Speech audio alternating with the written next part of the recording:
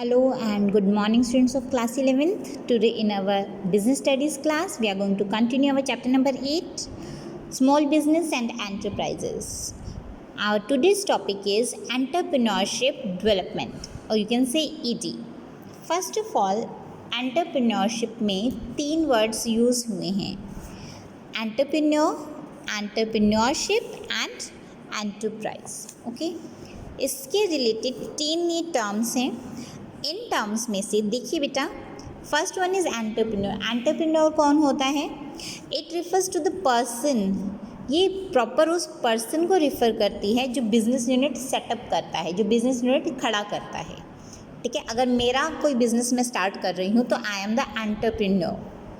Next one, entrepreneurship. It is the process of setting up business unit. अभी मेरी business unit set हो रही है. ठीक है, अभी सेटअप नहीं हुई है, सेटिंग प्रोसेस की जो सेटिंग की प्रोसेस है that is known as the entrepreneurship. Last one is enterprise. जब बिजनेस यूनिट मेरी सेट हो जाएगी it will become an enterprise. Simple. Entrepreneur मैं खुद, एंटरप्रेन्योरशिप मैं बिजनेस यूनिट को सेट कर रही हूँ, जो प्रोसेस होगी वो क्या कहलाएगी? हमारी एंटरप्रेन्योरशिप. एंटरप्राइज जब बिजनेस यूनिट सेट हो जाएगी तो वो मेरी क्या बन जाएगी? एक enterprise. Okay. Entrepreneur, he is a person. Subject, entrepreneurship, it is a process, so it is a verb. Enterprise, it is the outcome. When the process of entrepreneurship ends, it becomes the enterprise. It is the outcome and it is the object. Alright, subject, verb and object. Next one, what is the meaning of entrepreneurship? Simple ways में हमारे जो हमने पहले देखे थे कि production के 4 factors होते हैं: land, labour, capital and entrepreneurship. Entrepreneurship जैसा कि हम देख चुके हैं, it is the process of setting up of a business unit. जब हम बिजनेस यूनिट सेट करते हैं उसकी प्रोसेस को एंटरप्रेन्योरशिप कहते हैं. ठीक है. Features, systematic activity. It is a systematic activity means ये सिस्टम वाइज चलती है, एकदम से नहीं होती. आज हमने सोचा और कल हमने बिजनेस यूनिट सेटअप कर ली. No, it is a process. ये प्रॉपर प्रोसेस होती है, सिस्टमैटिक वे में चलती है. Lawful and purposeful. ये लॉफुल होती है. कैसे? अगर मैं कोई बिजनेस यूनिट सेट कर रही हूँ और वो इलीगल है, ठीक है, अगर मान लीजिए मैंने कोई ऐसी यूनिट सेट की है जिसका वर्क इलीगल तौर पे चल रहा है या इलीगल तौर पर वो मैंने सेटअप की है, then it will be not known as the entrepreneurship. Legal होना चाहिए. ठीक है, हालांकि उसमें रिस्क भी है, सब चीज़ है, but it will not be N entrepreneurship. Innovation होना चाहिए. इनोवेशन मीन्स कुछ नया करना हर बार. एंटरप्रेन्योरशिप में जो बिजनेसमैन है, एंटरप्रेन्योर है, वो नए नए तरीके से प्रोडक्शन के जो फैक्टर्स है उनको इकट्ठा करता है ताकि ज़्यादा से ज़्यादा बेनिफिट वो इन्वेस्टर्स को दे सके, खुद के लिए प्रॉफिट गेन कर सके, ज़्यादा से ज़्यादा वैल्यू ऑफ प्रोडक्ट कस्टमर को दे सके. ठीक है. इनोवेटिव आइडियाज़ वो निकालता रहता है. Last one is organisation of production. Means production जो वो करने वाला है नए नए तरीके उसको ऑर्गेनाइज करता है.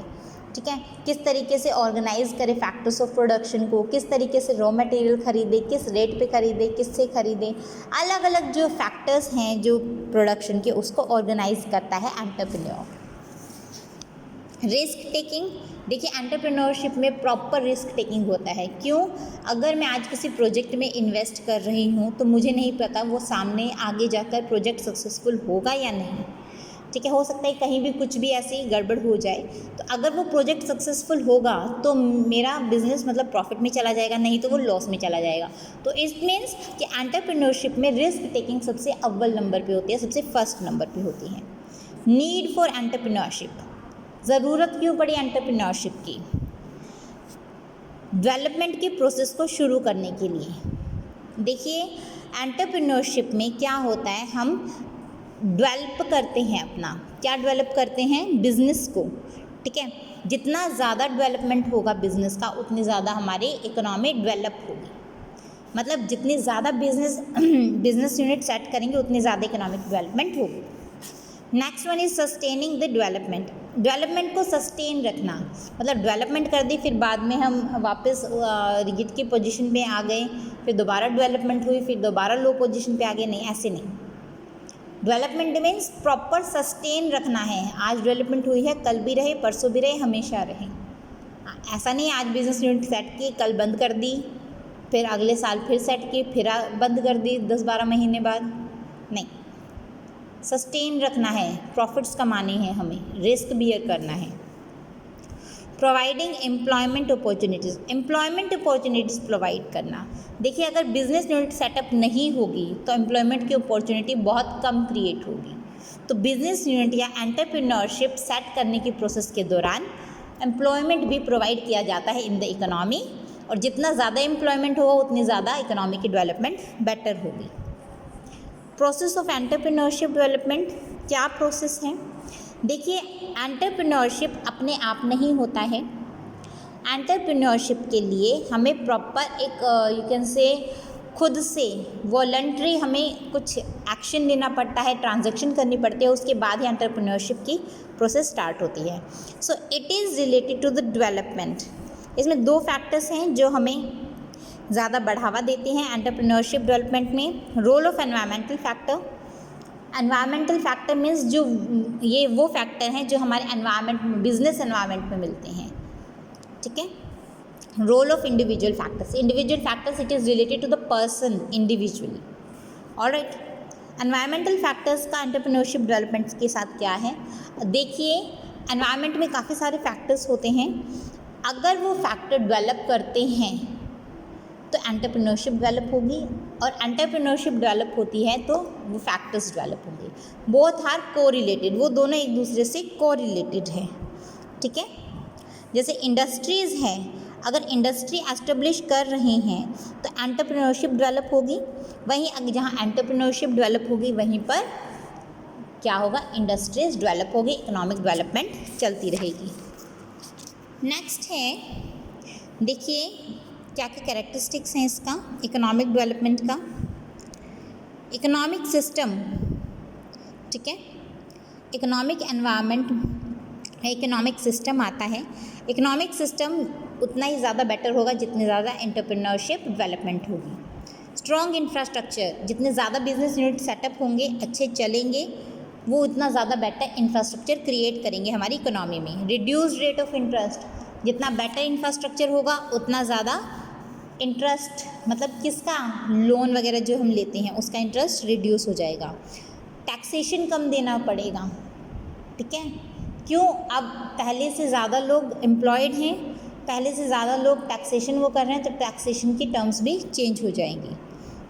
मॉडरेट इन्फ्लेशन, महंगाई होगी लेकिन कम दर पर, ठीक है, इतना कि सब लोग अफोर्ड कर सके।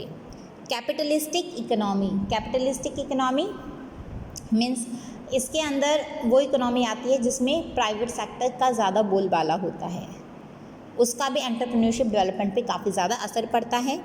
Availability of individual opting for entrepreneurship, अब हमारा खुद के ऊपर डिपेंड करता है डिसीजन कि हम किस लेवल के एंटरप्रेन्योरशिप डेवलपमेंट करवाना चाहते हैं या करते हैं। Next is role of individual factors in entrepreneurship development. Individual factors का क्या रोल है? देखिए इसको हम ग्राफ के थ्रू समझेंगे। यहाँ पे एक आपको डायग्राम दिया हुआ है, 4 स्टेजेस होती हैं, ठीक है। किसी भी इसको मैट्रिक्स में दिखाया गया है, not ready entrepreneur, potential entrepreneur, eager entrepreneur, ready entrepreneur.